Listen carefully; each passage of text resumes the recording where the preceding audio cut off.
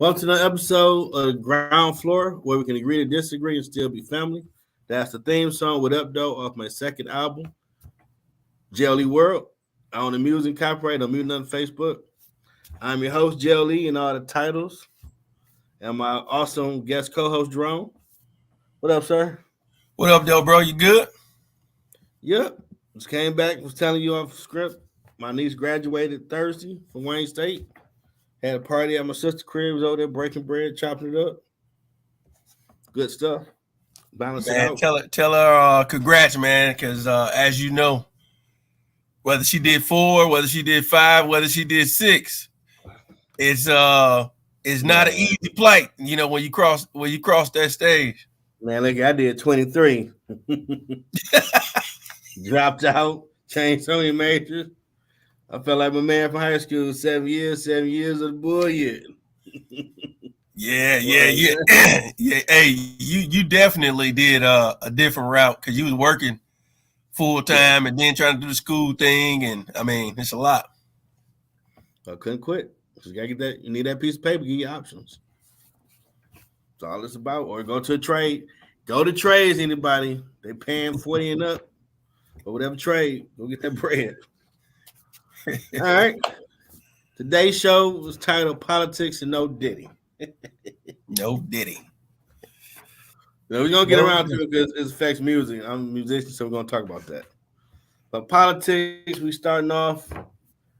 Let my guest co-host Jerome bring us home with that one. Man, I guess the question is how what we talking about when it comes to politics in particular, as far as where you want to take this thing. Well, I know we was over there talking about it, and they were shocked that one, you can have a felony and still run for president. 2, and they didn't believe me, like he already won the nomination. He do that like with Super Tuesday, all that has came and gone. They's got to go. What the Republicans they gonna do? Like, look, they gonna know their role and shut their mouth as rock safe when they go to their convention. Every state walk up to the podium and say Trump, because he got the 2,000 delegates, just like President Biden has to delegates. That's repeats. Been there, done that. It's already done. Even though he was never there on stage, first time ever, he never participated in none of it. And he was still leading the field through the entire process. That's some hell of a game putting out there. Guy getting props for that because I ain't never seen that before, ever. Well, I look the way I see it, man.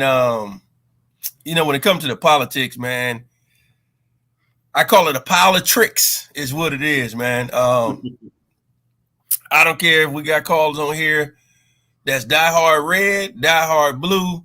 At the end of the day, we got 2 senior citizens, deep senior citizens running for office, man. Yeah. My thing is, look at what happened to President Obama in the 8 years he was there. He started out with black hair, came out with gray hair. When I look at the presidential thing, man, it's kind of like I just don't understand how we got to this point to where we dealing with a president in office right now who will be 82 at some point this year. Sleepy Joe. I mean, I'm sorry, and whether you're on either side of the fence, you gotta admit 4 years from now, Trump's gonna be in the same boat. So my thing is, let's just talk about the age factor first and foremost. That's what I have a problem with the most. Because it's kind of like, let's just use an example. Let's just say Miss whoever on your block. Let's just say she's 75. Mm-hmm. Whether she's a Christian woman or not, she's speaking her mind at 75. She don't care. She don't care what you got to say. She don't want to hear none of that other stuff. And I just feel like, man, we in for an interesting time here in the months to come because I already see where it's going. Whether people like it or not, Trump's going to get in office, and it's going to be some people that be against that. It's going to be some people that's for it. But at the end of the day, I just feel like this election in particular, it's going to be a lot of people voting for Mickey Mouse. And Mickey Mouse. I mean, you think about it. You think about it. Mickey Mouse on every election. Hey, I'm telling you, every election, Jeff, Mickey Mouse get 1% of the votes. If you think about how many people we have in the United States, 1% is a lot. So, see, the problem is, and some people don't understand how politics go, because I do plan to run. So that teacher said I couldn't do it because I was black. I'm still going to do it at some point, just for that principle. But policies the president implements on their watch, you see it play out if they get a repeat or the new guy term. So a lot say everything's been on Trump. A lot of stuff Obama did. And if you went to his website when he first came out, everybody knows I'm Obama. Like, who's this guy? I went to his website, read everything, and it was just the Bill Clinton remix on how Bill Clinton redid the economy and everything, got everything cool. He just did a remix of it.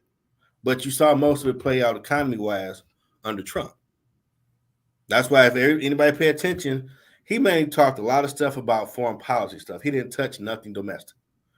Because Obama already got the car wash and filled up with tank of gas, just dropped. And the economy did what it did, and people felt they had money. Now we're seeing so far, since he didn't touch nothing or add to it, and a lot of people want to blame COVID and gas prices, so inflation. And to me, I'm sorry, I'm yet to see a real explanation of why everything jumped in its price. I mean, COVID just was so inflation just because we had pandemic, we had inflation now, and people want to argue. Well, we gave out the stimmy checks to everybody. Well, we giving out money over $40 billion to Ukraine. That really ain't got nothing to do with us. That's between them and Russia. So where we found the $40 billion to get to them? Ain't another country that's in need. We got issues here. That's where I'm independent because Republican Democrats have points on both things. And Trump thing was, if we're going to keep being the world police, we need to get some return. I do agree. We shouldn't have no one starving or homeless in this country. We're a world power, but we do. But you don't want to just say, you know what? The one-time deal only to say we're going to look out for the country. We're going to get everybody $1 million. If you can't take care of your affairs, your ass stupid, that's on you. We did our part to help.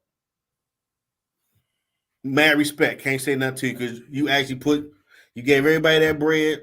If you don't get your debt or house or whatever you need to do in order, that's on you. The government actually helped you.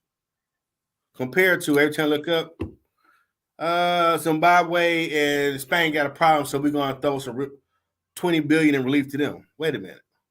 Where y'all find the money?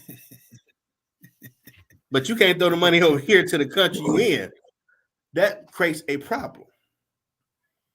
And Trump, there lies the problem. He said, some stuff he made sense that we should be taking care of America first. And that is a factual thing because we should have nobody homeless then. No kids starved in the streets. Or you giving out $30 billion aid to other countries. See, that's what you're talking about is the problem. Because when you come to the Dems, the agenda is how could I say this here? I would say it's more help everybody else instead of right here on your own soil. And so a lot of that money, it goes people don't respect it. It's like, what are we spending this money on and for when we need to be addressing things here? And then they start talking about the tax breaks and everything, but it's really not beneficial for, everyday people when you really think about it. It's not set up for that. So that's another thing that Trump understands, on that side, is because he understands the financial side. And another thing people forget, he wasn't a politician. That's why they didn't like him saying his piece because he just was a straight shooter, like, hey, this is this. He was a Democrat mostly for over 20 years, but he gave money to all sides. So he might know what to bury his body. So it's hard to talk trash about a dude when he had Olivia Pope get that yellow file on what you're really into. Hey, Remember now, I gave you over 100 grand for a campaign in '85. I know about that body, or whatever that body is. So be quiet. And people be like, hey, I can't say nothing. You gotta be quiet because he gave everybody bread. That's what they tried to came to him like, dude, you gave Kamala Harris money before. So how you saying she's stupid now? You forgot about that one. Now the issue I have with the Democratic Party, they are the weakest dudes in school. And I say that based on every time since Obama been president, they have total power. They don't get everybody in line to pass their shit through. Biden had total power. This munching senator from Virginia ain't heard this dude all the time. Bill Clinton was president, George W. Jr., Obama, or Trump. But then Biden coming to power, you push this through. Whoa. Well, I need to look out for my people. Like, dude, you want to run for president? I ain't heard you say whoa at all until this dude who probably look weak to you is president. Now he doing press campaigns like, y'all ain't told Munchin to know his role and shut the hell up and vote for what you want. That's the thing I do respect Republicans. They thugs with it. We're gonna get tax break to the rich. I don't care you feel you're gonna vote yes on. Know your role, shut your mouth. And they voted when they get power. Democrats get total power. No, we're still debating. Debating on what? Ain't you here to help the people? You got all the votes. Vote that shit through. Well, we got two people straggling. Pull their ass in the room, tell them shut the hell up and do what's good for the party. Well, we ain't got no gangster on this side that's going to say that. And then when they have total power, them probably say, y'all had total control of the country. I did what? Crickets. They're right. I mean, they giving tax breaks to the rich or their homies, but they get total power. They pass stuff through. At least got to respect the hustle. Hey, no, you gotta respect it because, like I said, at the end of the day, one side is pushing, what's the word? Socialism, you know. Yeah. Then you got the other side, you know what I'm saying, like, hey, that's not the way to go. And they showing you, hey, XYZ, this is not good because of this. And economics, we still on that.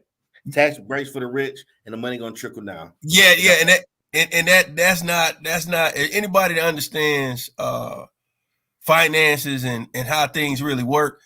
That doesn't work. You know what I'm saying? In the long haul, that doesn't. It sounds good, but it doesn't. Mm-hmm. It doesn't work, man. So I just feel like on both sides, because right now what we're seeing, I tell everybody this, just off the colors alone, the difference between the politicians right now, whether you're on the Dem or the Republican side, the red and the blue, they operating just like the gangs out here.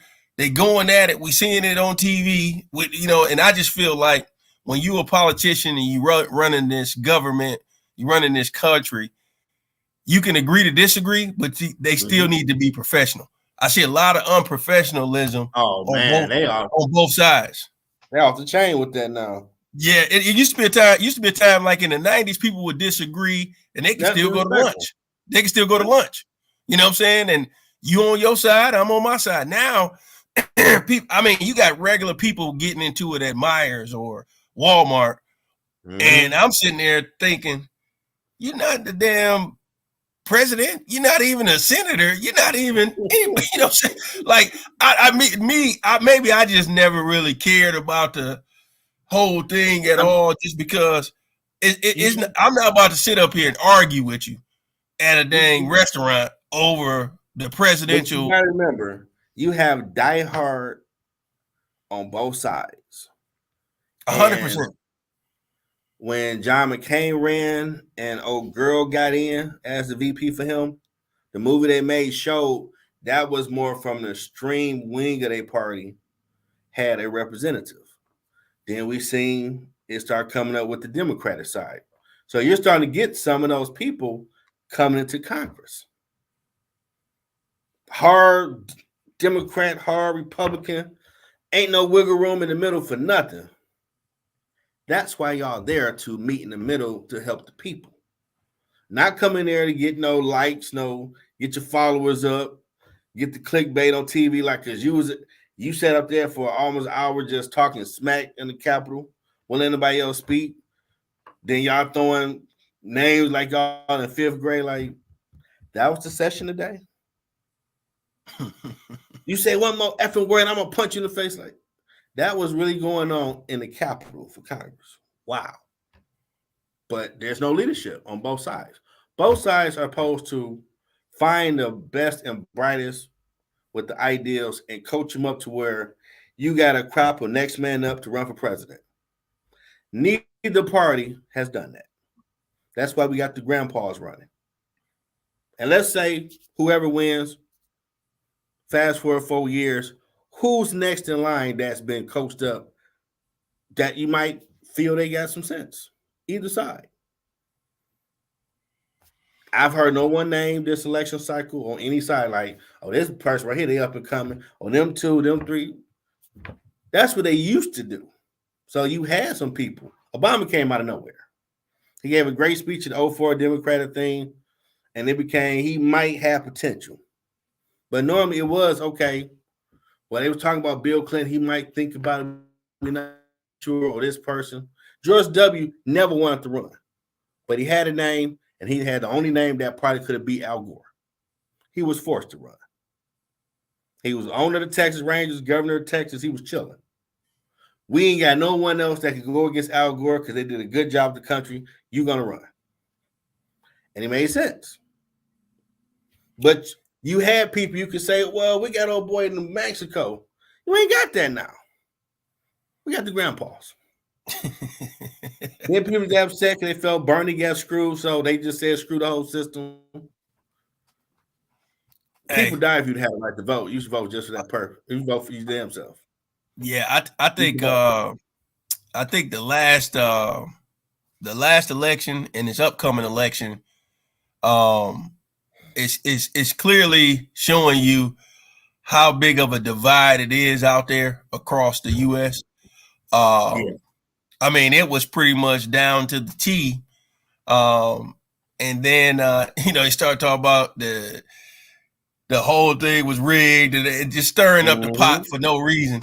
I get not, wanting to lose, but, stirring up the pot when everybody's already on edge, all it does is fuel people with more buffoonery is what I call it.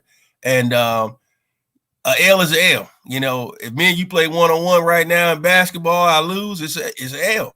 You got to take your L as a man or a woman and keep it moving and try next time, What's the song? Hey, what's the song Aaliyah did? Dust yourself off and try again. Hey, you took the L, come back again the next time. I mean, don't come with all these excuses. Don't come with all of this agenda and trying to get people worked up.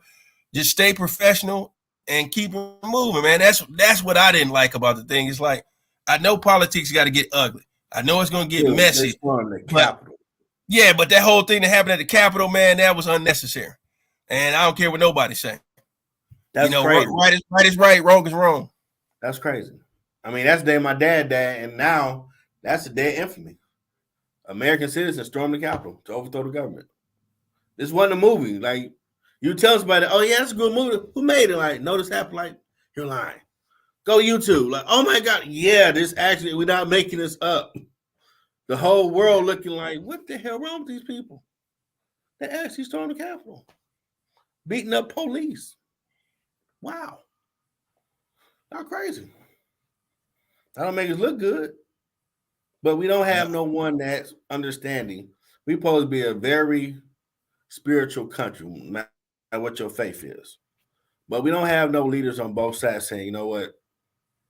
We all bleed red. We have different degrees how we should run the country, but you might have some key opponents to this gumbo that might work. I think I got some independents might have. So let's all get together, put that thing together, keep it moving. When someone come along talking like that, it might get back to normal because right now it's reality TV.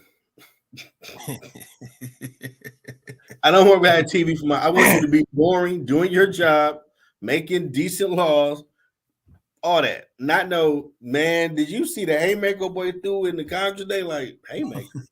Dude, go to YouTube. He leave from the 5th row to hit that dude. What the hell? Yeah. Y'all supposed to be in there trying to stay awoke, talking about Law H96.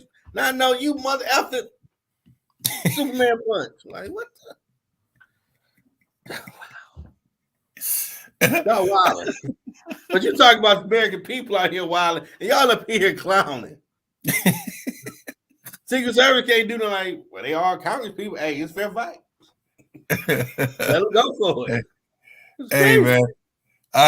Me personally, I know there's people out there that get bent out of shape over it. Me personally, I don't lose no sleep over who get in the office every time. And the reason being is because if it was that deep, I'd just leave the country. There's no need for me to be that bent out of shape. Oh, Jeff got in the office. Oh, hell no. Let me get up out of here.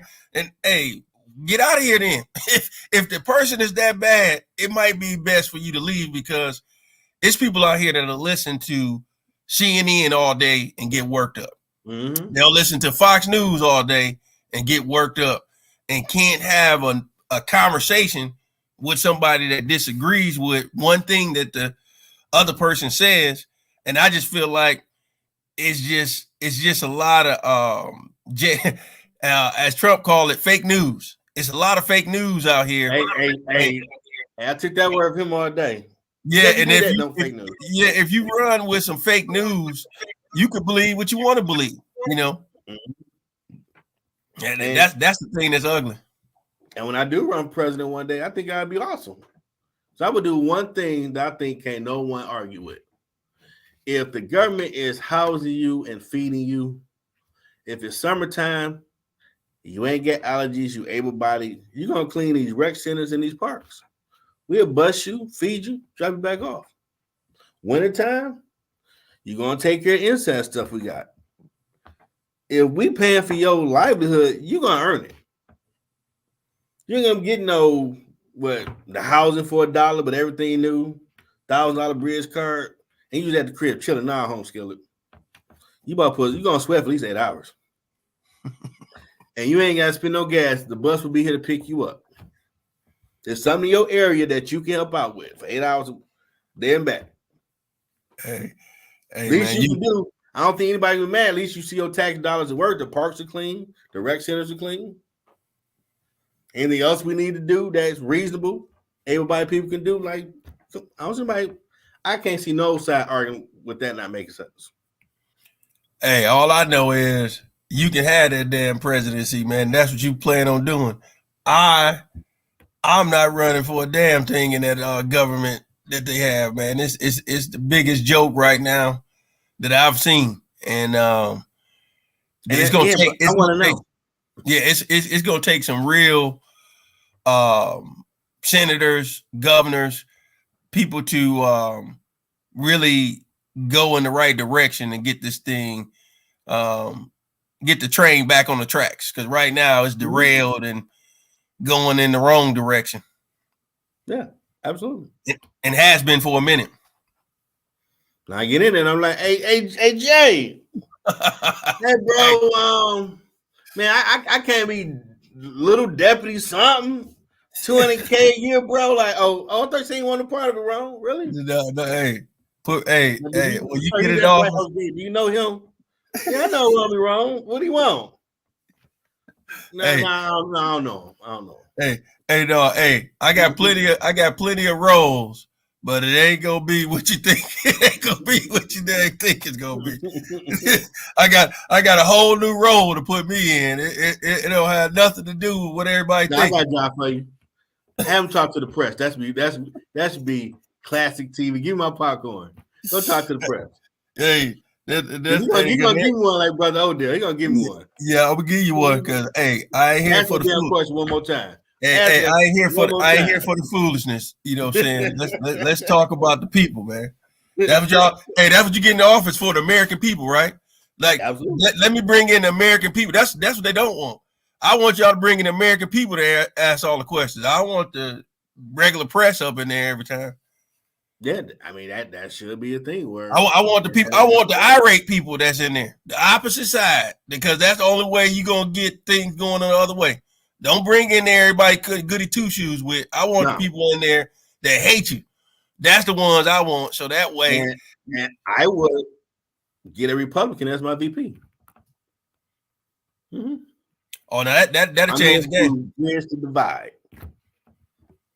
Now, what you got to say about it? Nothing. Yeah, you got to. It's probably what you just hit on. It's gonna probably take that to change the game because right now we just going like this. Mm-hmm. It's Bloods and Crips for real. And it shouldn't be. Unnecessary. Shouldn't be. Now, the no Diddy part. I figured that if someone catch my attention, might get a good laugh. Oh, I forgot to make a laugh on my Facebook. Do that as I talk. So I learned they were saying no Diddy because of his whole situation that's alleged he did. Because he ain't been convicted of nothing. Basically, it's allegedly until we see he's convicted of these things, but allegedly he's bread, people looking like, well, you paid Cassie, so something happened. Now, as a musician, it puts a real unfortunate spotlight on people doing too much with power instead of finding the best talent and putting them out here. To where a YouTube and other stuff has been created to where I ain't got to go to Cali or whatever to go to a company and deal with someone that's on someone he on. Well, you need to do ABCD if I'm gonna put you on. Do I got something you can work with or not? Yes or no? Do I got the talent? Yes or no? That's all the conversation we need to have. Nothing freaky or crazy, none of that. Do I got the talent? Yes or no? Because the South came up because everybody was putting out their trunk to where the companies came to them.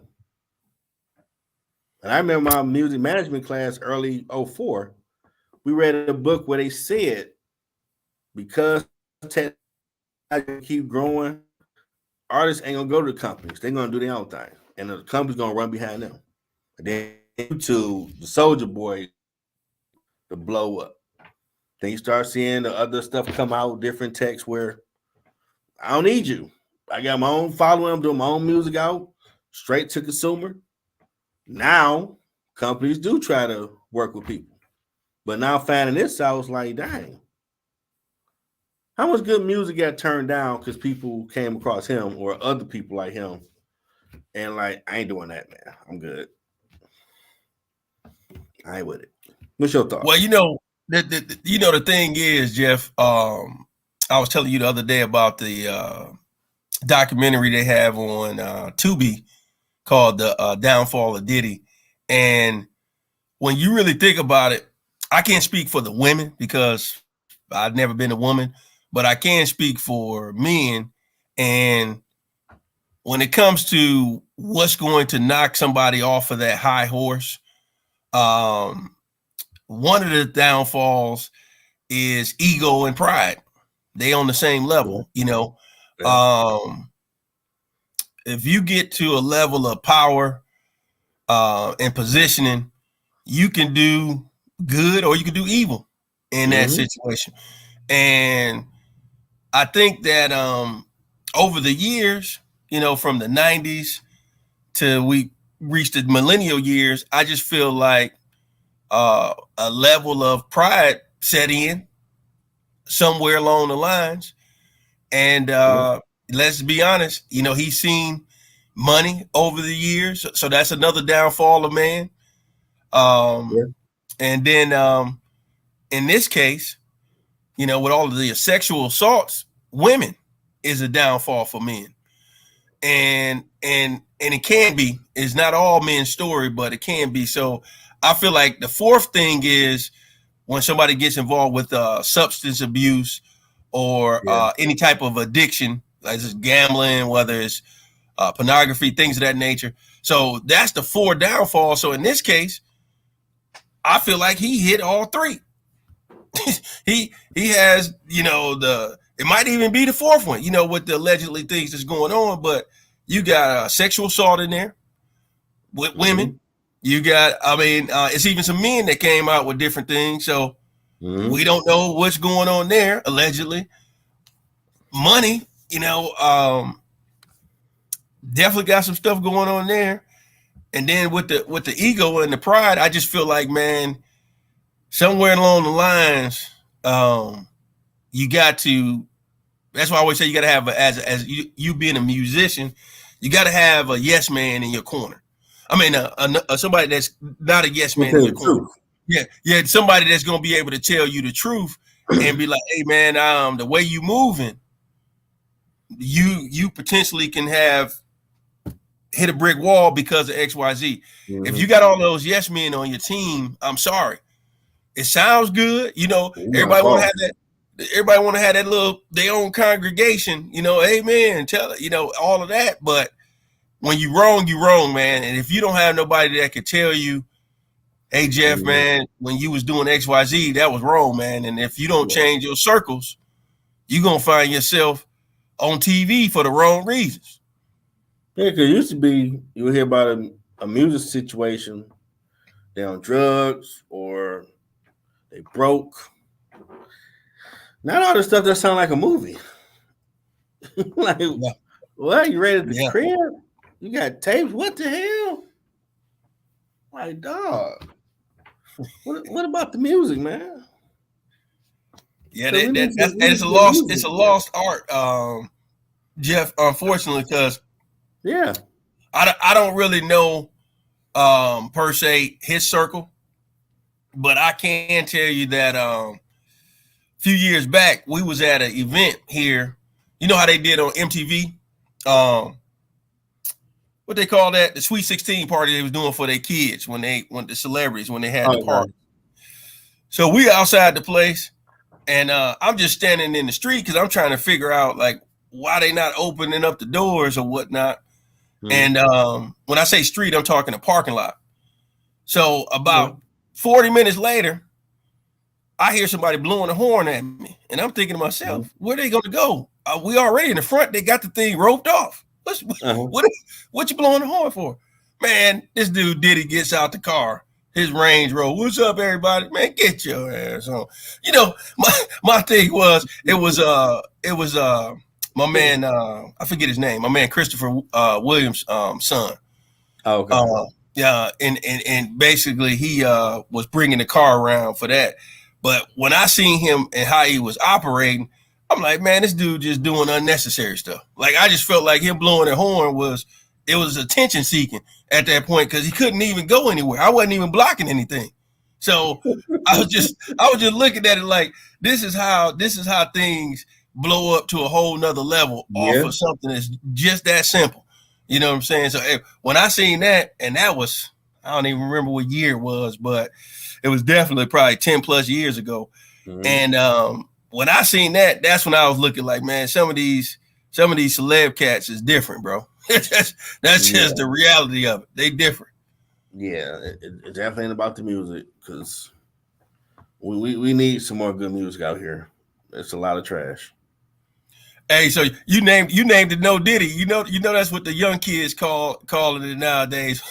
Yeah, I've been hearing that a lot. Like, oh, okay, y'all making okay. I figured catch somebody's attention. I mean, I was out with a friend recently, and they kept. I got to see what type of time the person. I'm like, what the hell does that mean? They kind of looked at him like, oh, yeah, you are a dinosaur. Yeah, what the hell? Where you coming from? Like, why the hell you just don't say where you coming from? So you say what type of time you on? That I'm thinking with the word time. So what? They about to deal with you next 20 minutes or an hour, or just say where you coming from. That makes more sense. Yeah, hey, you know how it is, man. Every generation gonna have their own little slang and lingo. So but a lot of us older people are saying it like, oh my goodness. Okay. Maybe I'm too analytical because slightly sounds stupid. Okay, like it's slapping, like you know, slap somebody. That means it's good. Like, be quiet, Jeff. Just say it's good, goddamn it. What the hell you mean slapping? That's stupid. Hey, no sense. all I can say to your audience is Like, this come is on, how man. this is how you know Jeff been out of the loop. He on the other side of the fence of this thing. They He are don't too corporate. understand That this. makes no sense. Like, no cap. But that first, like, tell no cap mean. Oh, you lying? Like, really? And now I think about the cap. I think about the boat thing in Alabama. I think that's the best signal. It's had a scrap. Hey Jeff, you know what you doing? What you telling us right now, man? You showing us that you definitely don't have no kids out here, man, because it's a whole different language out here, and it's Your kids be telling that language to you, man. man. No, I don't let them talk to me all crazy, but I know the different lingo. Like the kids that say "rizzing them up," like "rizz her up," which is spitting game. Like you saying nice things about the young lady. Okay. We used to say sweet nothings or whatever you might call it, Yeah. but yeah, you know what I'm saying. They'll say they rizzing her up, and then they'll like you just said, stop the cap.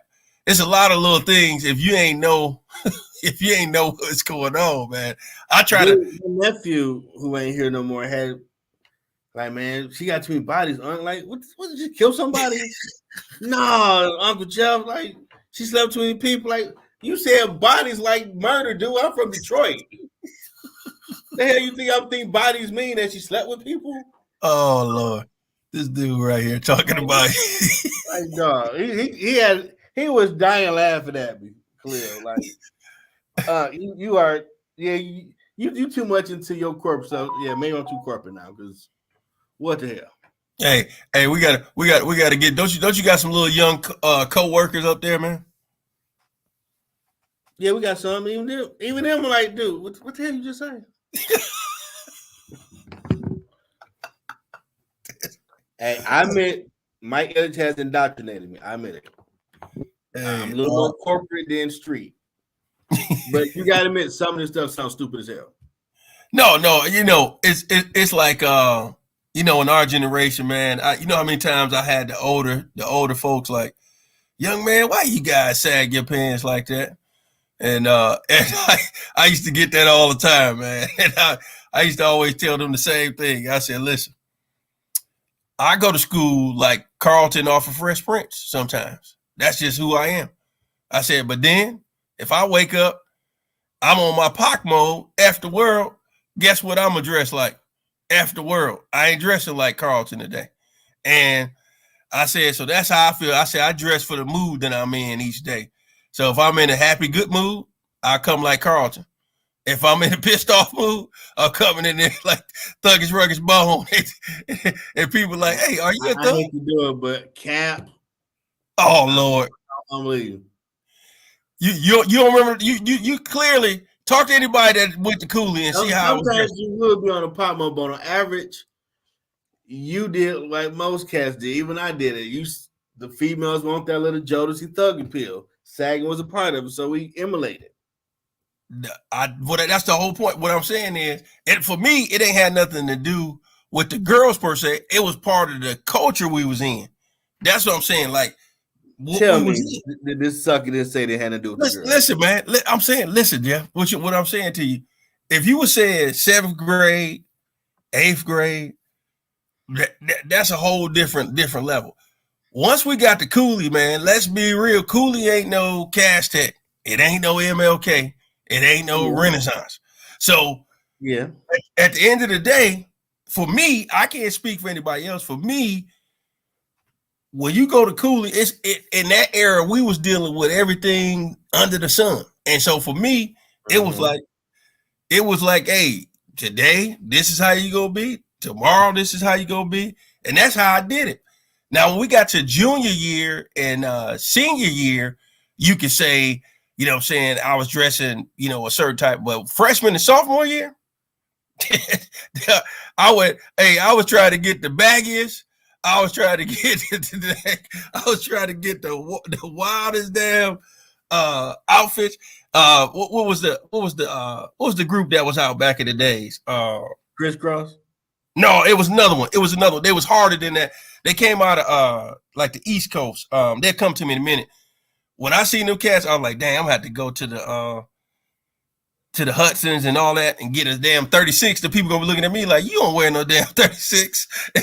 And sure enough, I remember one time I went, the lady said, why are you getting your pants this big? I said, hey, that's the way I rock them. Now, when I went like Carlton, I'm getting the right size. But if I wasn't going in like him, I was getting the damn 36s. You really gonna get on this camera and talk about some Pac mode half the time you was on?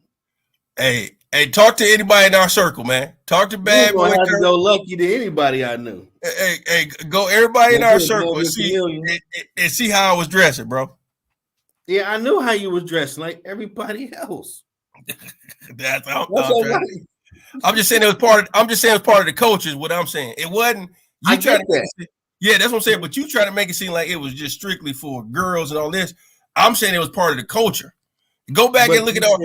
Look at how I dressed in middle school. Half the world though. That's but that's what I did. I'm telling you.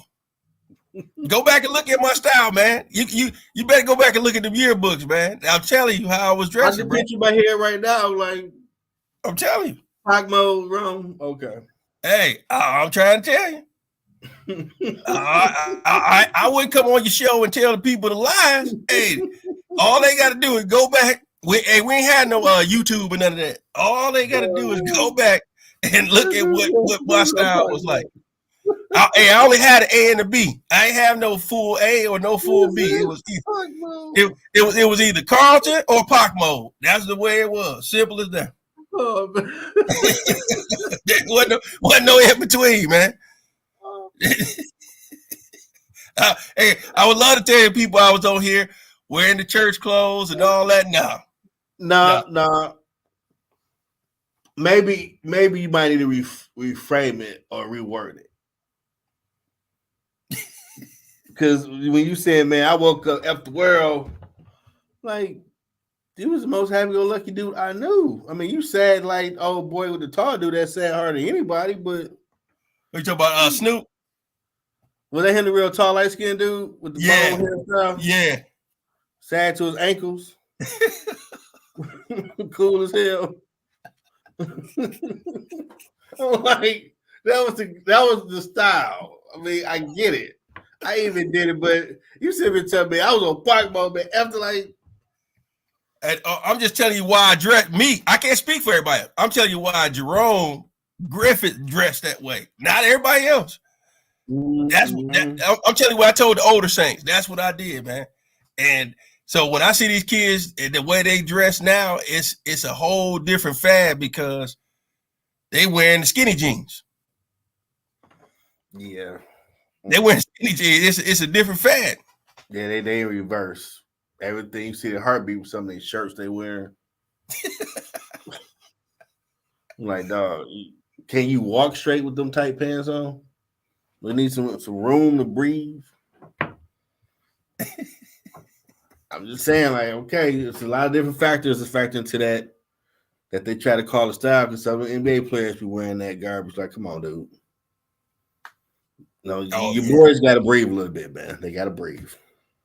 Now, the fashion as a whole has changed. You can see it in the professional sports with the NFL, NBA in particular. Most of these sports want to dress like nerds now. That's cool. Yeah. I'm like, ass people. It's a different era, man. Yeah, it's a different era. They I guess they see things a little differently than how we viewed it when it comes to that. Yeah. But it was sad you had a point back in high school. Man, get some fresh name brand shoes, sag a little bit, go to Target where get the same Nautica stuff for $10 and watch the difference. And I argued down like, these females are on this type of bull, Jerome. It can't be that simple. And I did it like, I'll be damned. It's that damn simple. And while I've been wasting my time chasing these damn females, and I'm doing the same crap everybody else in the school doing, that's getting attention. Me speaking to you like a person ain't hot. That ain't happening. Hey, Jeff got the new Nike on. What does have for say? Damn, Jerome had a point. Game's changed. Hey, it like they said it. No Diddy, man. It's really, I mean, he gave it Jodeci style. Yeah. He told him like, "Wear that, you'll be cool." And Yeah. that style still cool to this day. I mean, you think about it. When Jodeci was really at their peak, well, he was right at what? We was going to freshman. Yeah, I was about to say it was really like 8th grade, getting ready to go to the freshman year, all of that. And I remember to this day. Sophomore was when Cry For You came out. Yeah, what's the name of that album again? October '93. Yeah, that was radio station loud, like they doing a lot of their begging, but they knew females wanted to see you, dude. Wanted faking like he a thug. Baby, I love you, girl. Just give me that chance, baby, please. Like they knew. And it worked. Play that Cry For You song with females in their 40s. You're gonna see the vibe and mood change. Like, yep, Jodeci do. Now the Phoenix, they went too far. Oh yeah, that's not a good feeling. That's when you gone like NSYNC. You gotta come back to earth. You got your man gone. Hey, he did give us 112. Oh yeah. Locks. See, Locks. When you go back and look at Locks today, a lot of people really slept on them overall at the time, just because they really didn't really take it for what it was. But I mean, Jada definitely was snapping. Yeah. When you really look at was. You later learn they didn't have an avenue to do their own thing for Rough Riders, so they were the ones. Like, go sign with him, and that'll open the door to where we start getting the money up to where they start doing Rough Rider records, doing their own thing. Because no one heard of Swiss Beats yet and all that, so they had money. But Money, Power, Respect, still a classic with DMX on there. Oh, yeah. When X came out, changed the game, and started seeing how, okay, we're going to start doing Rough Rider stuff. And because you need the money. Studio time ain't cheap.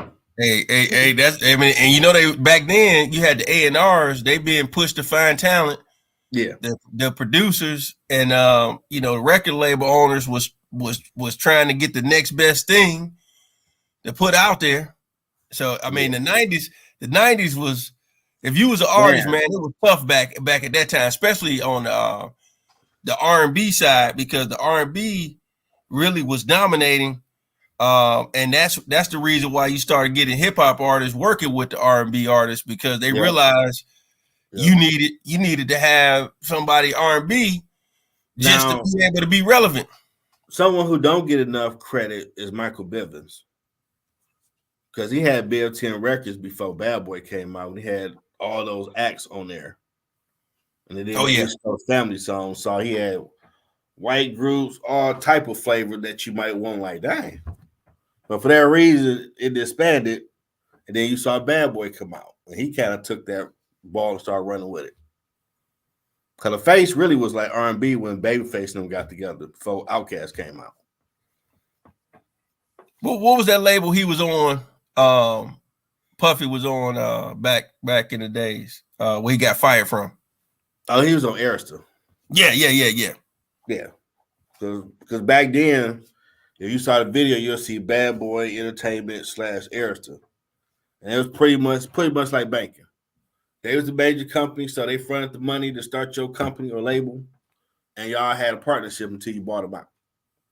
Mm-hmm. Like the Face, I think they were / Arista Records too. But then you hit a point where Arista, I guess, absorbed them and took their talent. I don't know what happened behind the scenes, but look, on the Face is gone. Everybody Arista like, damn, Bad Boy gone too. What the hell going on? The takeover? Okay, Arista Records. All right. But we had the talent out there. Early 2000s, we had talent, different flavors. 2010s, you still had something. But now, I know you heard that Kendrick dissed on the all that song or like that.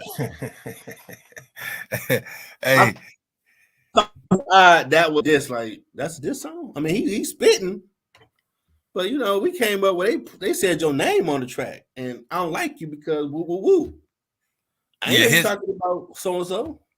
Yeah, if you listen to that track that you talking about, you really gotta be one of those guys that like to break things down and everything to really like. That's one of them songs. If you ain't trying to think, don't even listen to it because you got to go back in there and dissect it. Yeah, like I know Drake name was Aubrey, so they say, "Oh, he talked about him." Like I ain't know that dude name. Yeah, yeah. I'm used to the hit him up, no Vaseline. When people like, look, so and so, you suck it, I don't like you, and just start spitting like, oh, okay, he don't like so and so. Like Ether. Remember Nas did Ether? Oh man, ooh. Ether, ooh. Yeah, Ether was tough. Hey, they I think before actually earlier he just came out with another one. K Dot. Yeah, like him and Drake going back and forth now with this song. Like, okay, y'all doing too much now. Yeah, ain't no telling how long it's gonna last. But to this day, I think the hardest song to have someone give you the track and be a guest and make you look stupid is Renegade. I'm sorry. Need a Jay-Z verse compared to when M kept spitting. I'm sorry. It's like, you give me that track. Are you punking me? You trying to make me look bad? Because the second verse was a little hard, but I'm like, you should say no thanks. Mm-mm. Yeah, hey, that's one of those ones where M snapped on for a feature. And like, nah, dude, you ain't gonna do that to me. Mm-mm. Yeah, he snapped on that one. That was a crazy one. he snapped on that one. I just put my head down like, hey, you let him give you this track and guest on it? Nah, man. Mm-mm. Nah. I mean, he got a little respect with his second verse, but the first verse, like, not like he dunked on you, pushed you to the ground. And everybody was saying, like, y'all got here Renegade because he made well, he opted like LeBron. Like, he ain't gonna let this dude, like, oh, you did let him? Are you drinking? So maybe you didn't hear that dude go in the booth. Maybe you weren't paying attention. That was stop. What you doing, dog? What we on? Hey, so answer me this. Do you know when the actual trial of all of this stuff is set for, or how they even say it? Well, he been going on trials already with some of the cases, but you ain't had one just go to deliberation and they found a verdict because it's like multiple cases. It seemed like it's a full court press to try to keep him out of the White House, in my opinion. Having all these cases going on at once, but they're not okay. This one closed and this the closing remarks. Waiting on the jury for this one. And like a lot of them are still ongoing, and I don't know if they brought some new charges, but it's like, yeah, we're gonna keep you busy.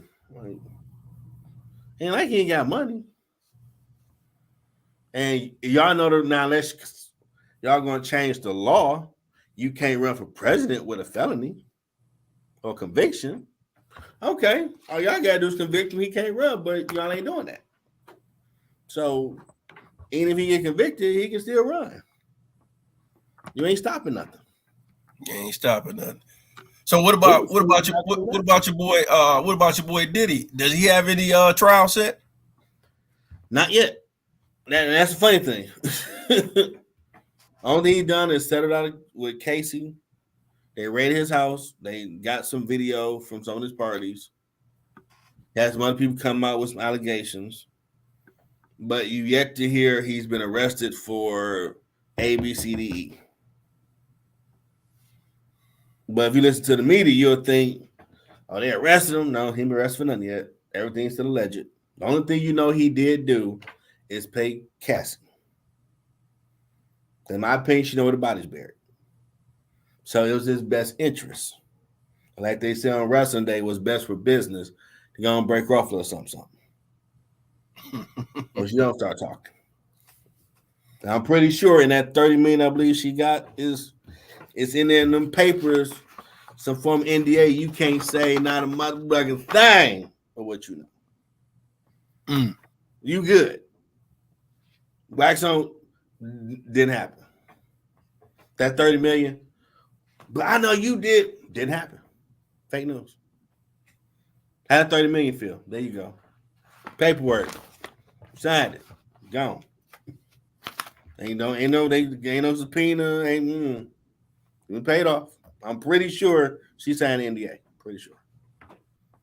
Because she been around for him for years. So whatever he been doing that ain't right, she's front row.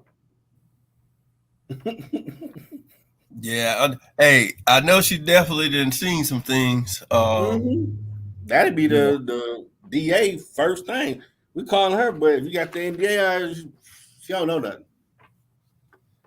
I paid her off. She signed in day. Can't say nothing.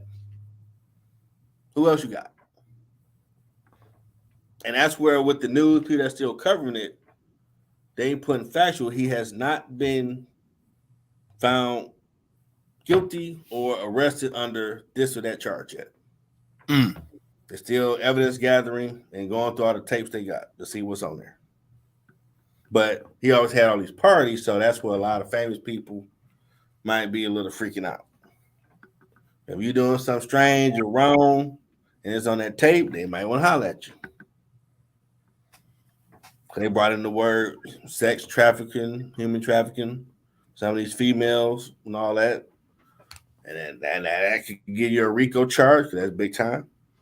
That's a world issue with the human and sex trafficking stuff. So you might not want. You hope you ain't on them tapes if that's what's really been going on. And they gotta make sure high profile he is.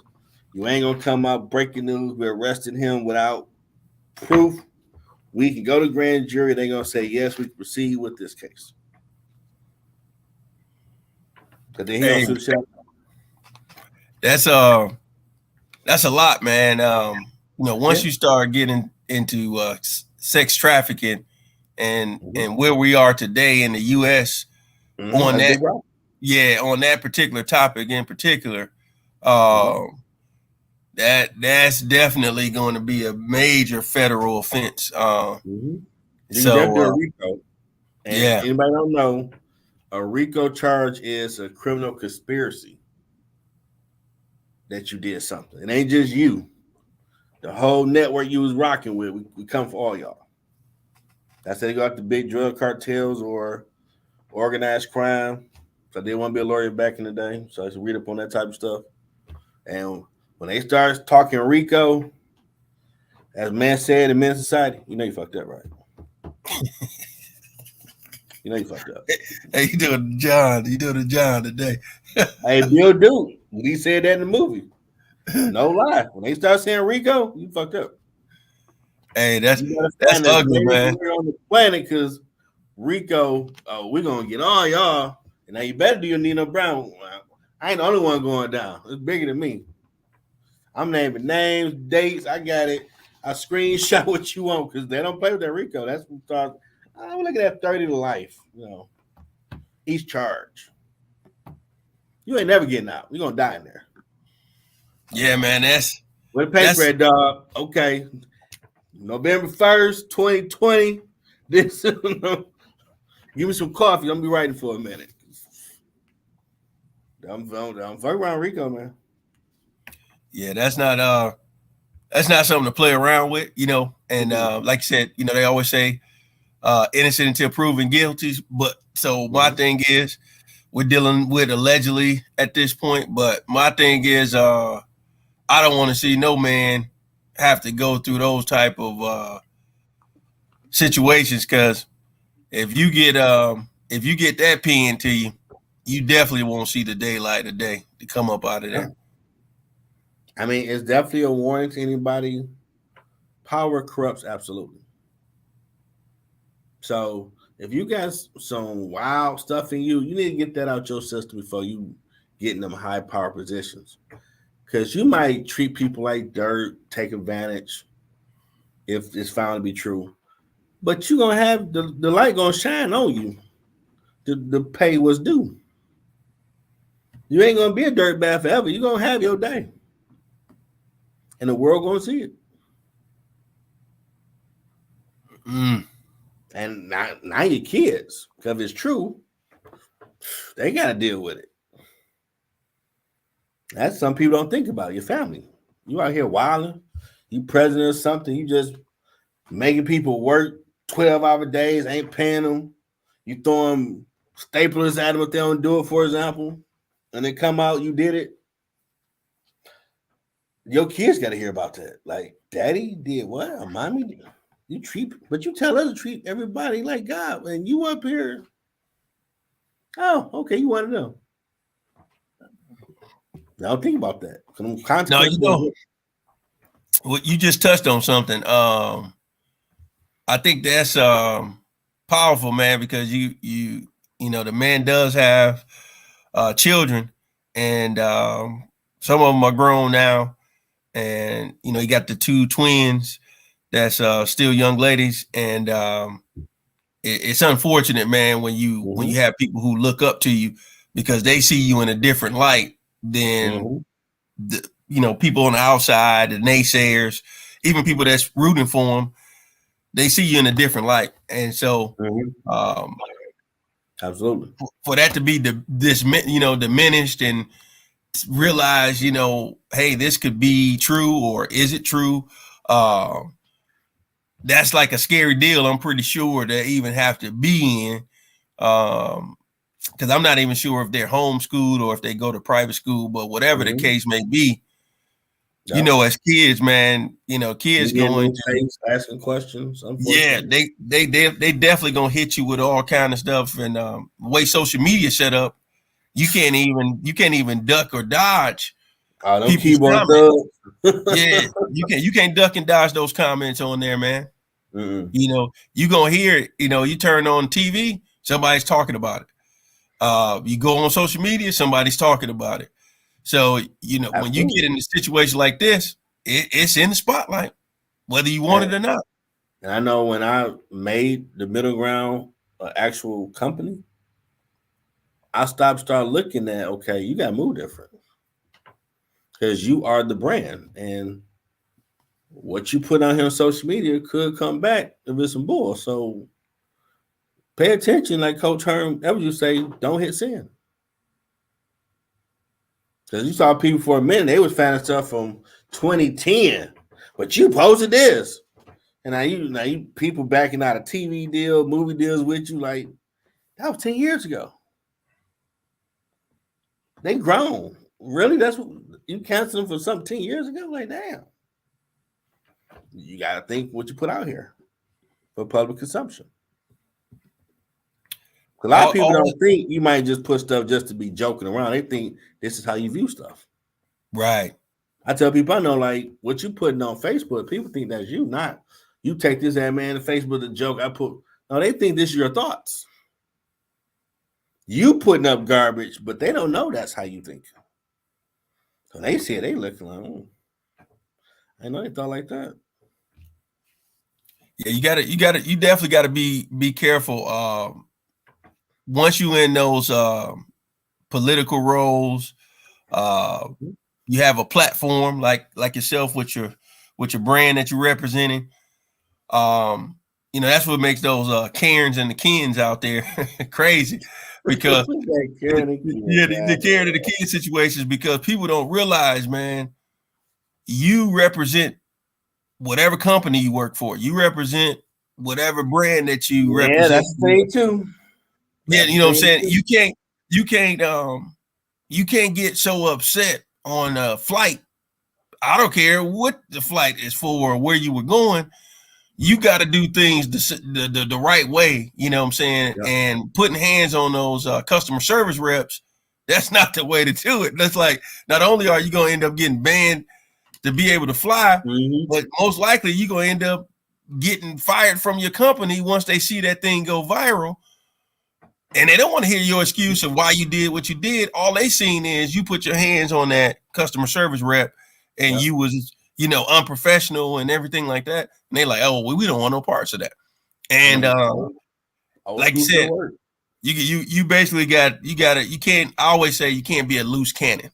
You can't be a loose cannon when you have a brand and you representing a certain things and you have a lot to lose because you could lose a multi-million-dollar deal just like that off of being a loose cannon. Absolutely. I mean, old You're trying to school. get that last word in. Act like you got some parents at home. That's old school. And sometimes, excuse me, you got some parents at home. They raised you right. Sometimes you just got to, just keep it cool. Go, I used to say, go to the corner and sit down or whatever.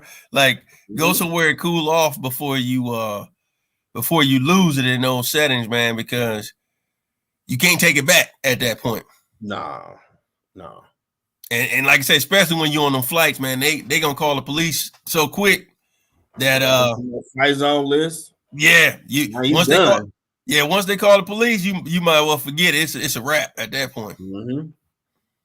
Thing is, like, you gotta go through the court something to get back on. You can fly. Yeah, it's a hell of a process. It's a hell of a process, and 9 times out of 10, unless it was warranted for you to have to defend yourself, you ain't winning that one in court. Nope, you're a threat to everybody. No, I'm sorry. Yeah, we got trains, we got trains, we got boats, we got buses.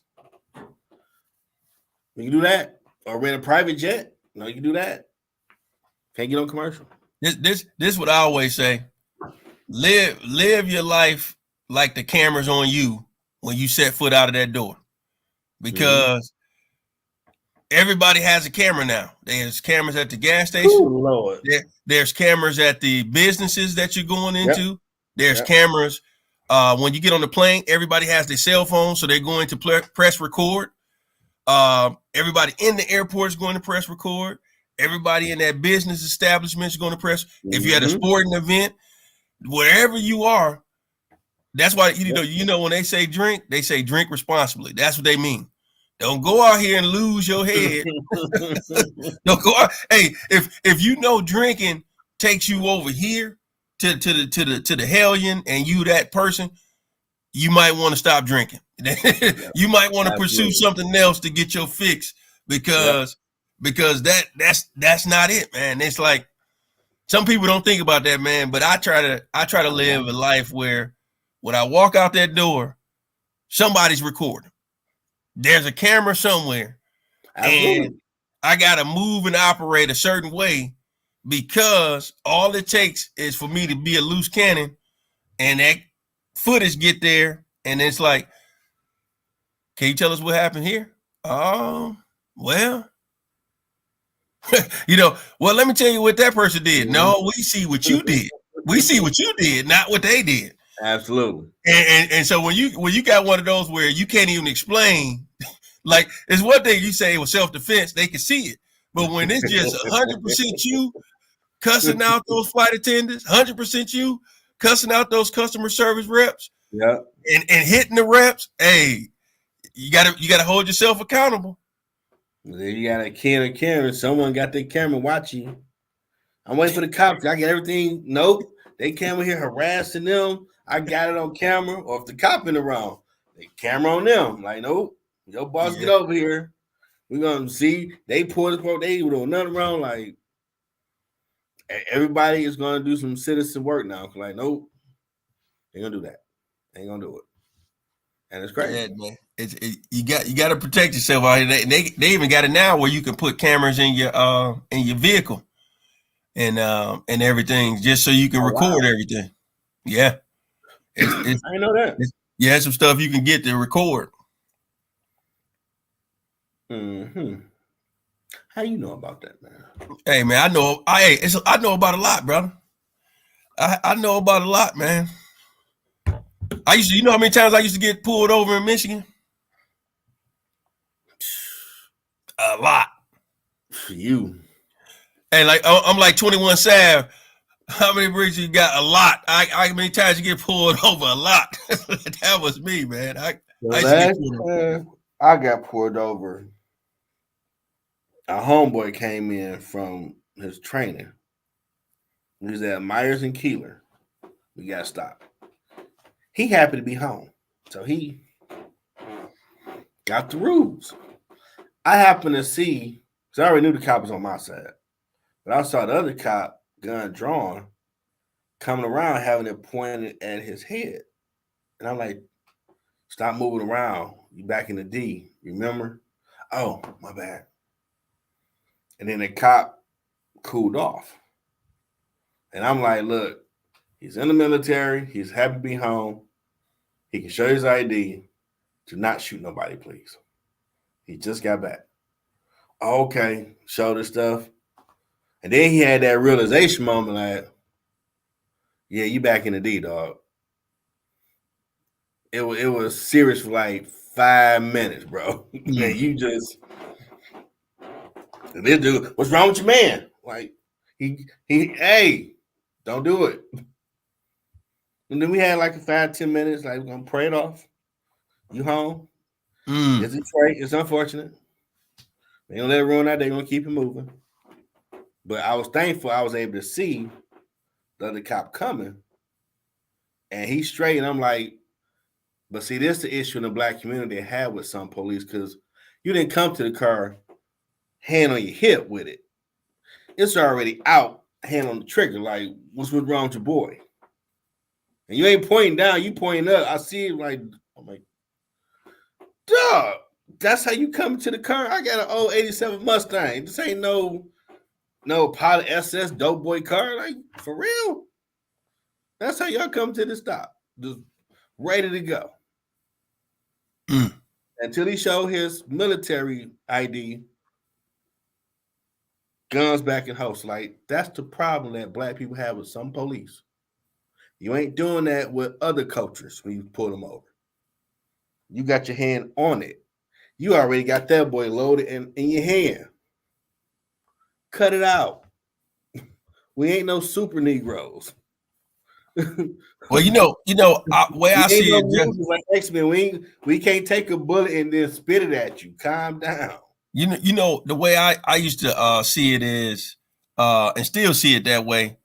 If you're an officer, no matter what color you are, and if you feel like I'm working in a jungle or the zoo, and you got that level of fear, that may not be the profession for you.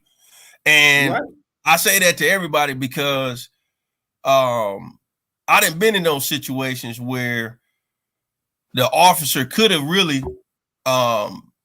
basically been on one if they chose to. But when I was small, my dad, I didn't understand it at the time. When we used to go to Canada a lot, he always told me how to maneuver if you get pulled over or when you crossing the border to go to Canada and coming back. And so he always told me to remain calm and to make sure you don't get agitated or get aggravated. And I was real young, and I was just remembering, like, what the hell he telling me this for? And I don't even understand what he talked about. But as I got older, he was 100% right, because when you dealing with an officer that doesn't look like you, that doesn't come from the neighborhoods you come from, they already can be on edge. And so you got to take that person off edge by maneuvering the right way. And so if they come into you talking crazy, like what you just did, like, hey, please don't shoot nobody. You told them to calm down and just relax. And it's unfortunate, that you got to do all of these extra things. But my thing is, just like they want to make it home safely, we want to make it home safely. So my thing is, I'm not trying to make your job harder and everything like that. So when it comes to whatever you claimed you pulled me over for, let's talk about that. Let's not do all of this extra stuff. Let's not do all of this. Where you going? Hey, man, I'm not here to talk about that. You said you pulled me over for speeding. Give me the ticket. Let me get out of here. You know what I'm saying? I don't want to hear nothing about how my day ain't going so well. So let's get the ticket. Let's get the ticket and let's go. I'm not here to be. We're not friends. We're not buddies. I'm not about to tell you about my day. I'm not about to tell you. You know what I'm saying? I'm not telling you where I'm going. I'm not telling you where I came from. None of that. Just what did you pull me over for? Let's talk about that. Yeah. And I just always say try to de-escalate the situations like what you did, and keep it moving, man. So now, you know, when I get pulled over, if it's at night, I make sure I'm in a real well lit area where other people are, and that's exactly what I do. So that way, there's no games. Now, my political science teacher, around 98, he was a civil rights lawyer. He used to have moments in class where he explained to us, know your rights. You don't have to say nothing. I know you might feel you're driving while black, you upset, but keep your emotions in check. And when they ask you, comply to orders, you do have the right to ask, sir, may I ask why you pulled me over? They're supposed to tell you why. They can't say, well, do as you told. No, you have the right to ask that respectfully to get an answer like, oh, your tail light or you was doing this. Instead of just because you're a cop out here on the road don't mean I'm your slave. You can do what you want to do to me. You have that right to ask why you put me over, sir. And go from there. So if you do get to a problem, they will come in and they can win the case for you if you did the bare minimum, at least having the right to ask why he's pulled over. They're supposed to comply to whatever it is. And they got to read you the Miranda rights. So they said some cases where they came in just on that, well, you black, I'm going to treat you like a dog. Didn't read them nothing. Let them out and we sue them. But they start asking them questions. Did you tell them why they get pulled over? No. Did you Mirandarize them? No. So unlawful imprisonment. We'll be suing. Well, we'll fire them. No matter we fire the dude, we still suing. Because you both train these people. They got a right to ask why they're being pulled over, not shut up. Oh, you talking back, get out the car. No. You have the right to ask why you're being pulled over. Because first off, are you real police? You could be one of these cats out here stole something trying to rob me. You got cats periodically that do that, unfortunately. Yeah, that's a real thing. You do have people portraying to be officers and not an officer. So you got to look out for that too. You hear about a case or so that happens somewhere in the country. So they it is nighttime. They worry about you. So, but then you see a video if it's someone else and they just trying to take the gun, all this they trying to de-escalate. And since those videos are out, that's what some people be in uproar. Like, okay, you can't say there's not different treatment with people. These people trying to shoot at you, take your gun, you ain't tase, you ain't shoot them, you trying to subdue.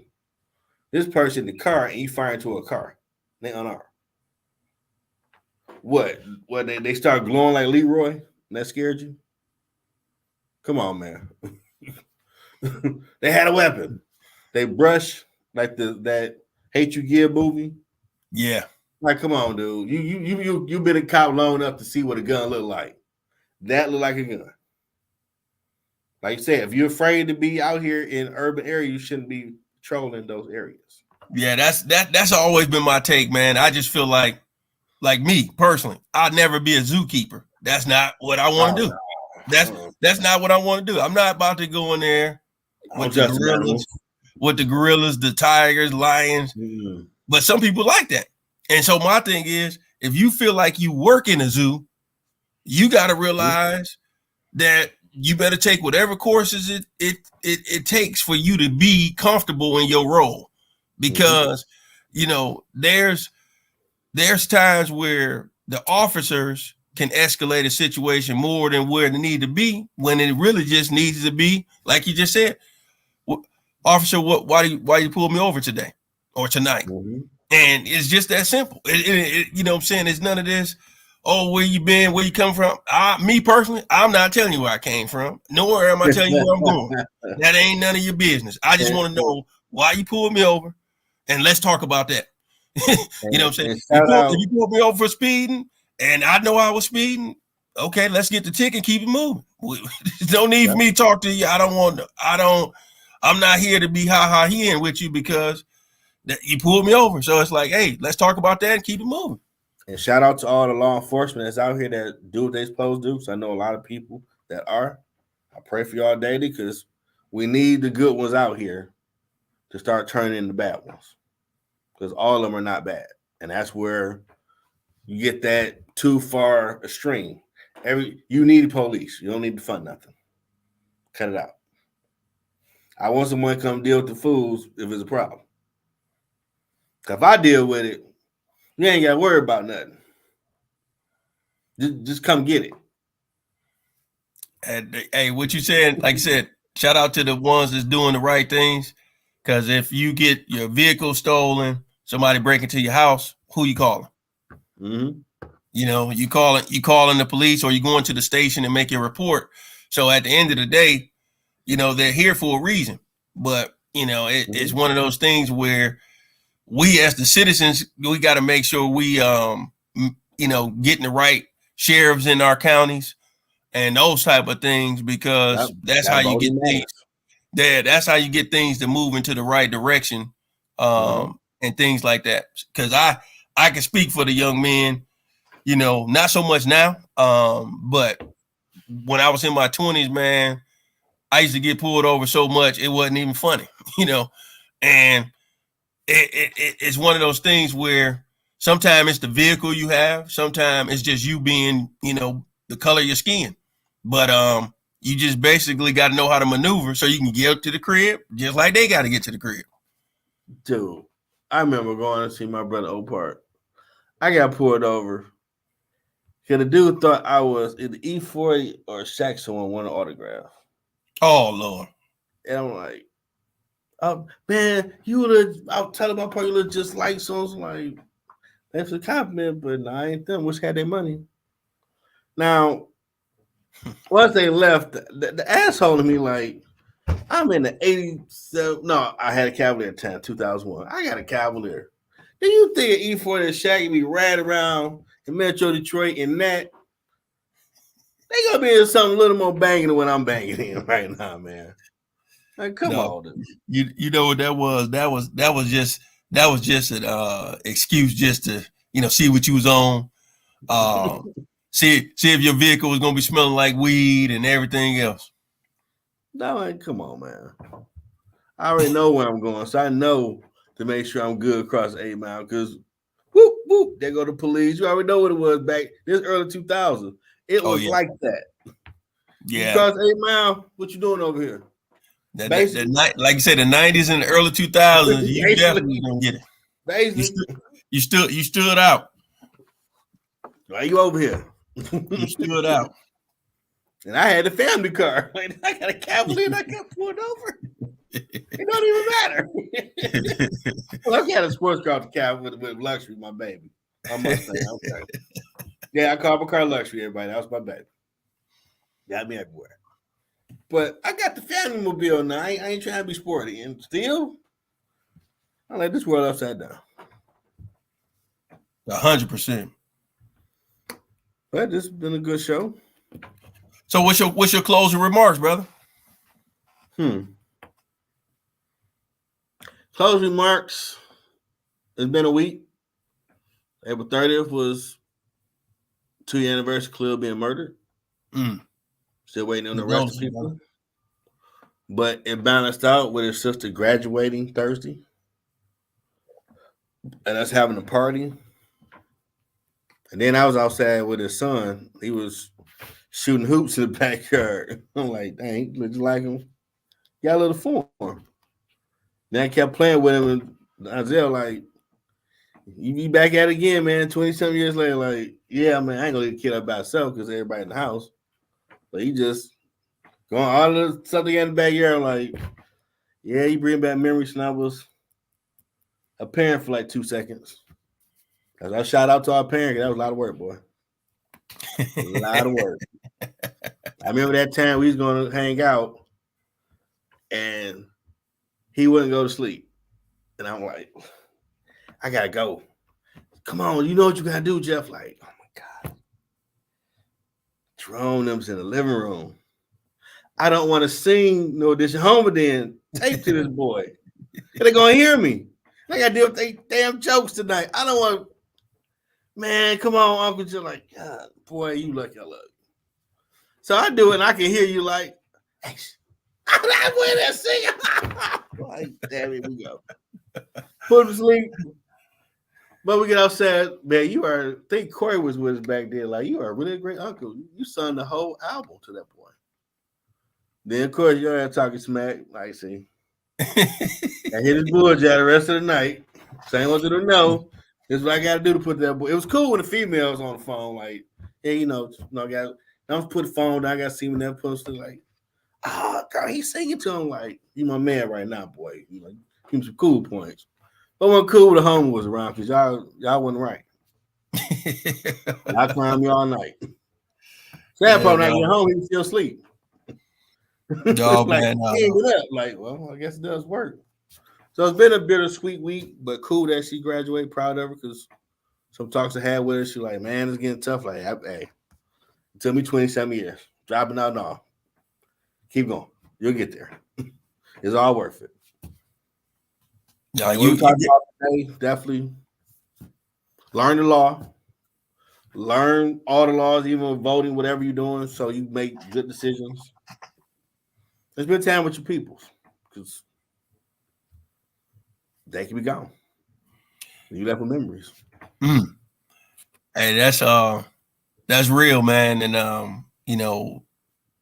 to the Ringos, man, I know it's a bittersweet time and moment, but just know that there's a brighter day ahead. Just like you all witnessed your daughter cross that stage and accomplish one of her goals. I tell everybody, love harder and love longer, because we don't know how long somebody's here. Mm-hmm. And that's the reality of it. And so, my condolences, and y'all keep your head up. As far as our topics today, when it comes to the politics, I just would say, whether you're a hardcore Dem or a hardcore Republican, make sure you do your due diligence on your candidates. Make sure when you maneuvering about your day that you don't go out here and lose your wits having a conversation with somebody. I don't want to see you guys have a heart attack over a candidate that's not selecting you as the VP. That's just the reality of it. And so my thing is, at the end of the day, don't let this stuff stress you out to that point, because if you supposedly hold that word like you claim you do, it tells you that the government is on his shoulders. So why y'all putting so much power in the government when it says it's on his shoulders? So at the end of the day, if you don't know who his is with the pronouns, then don't worry about it. But I'll just say, when it comes to the Diddy thing, it's never a good thing to celebrate somebody's downfall. So I will just say that we'll let the justice system do what it does.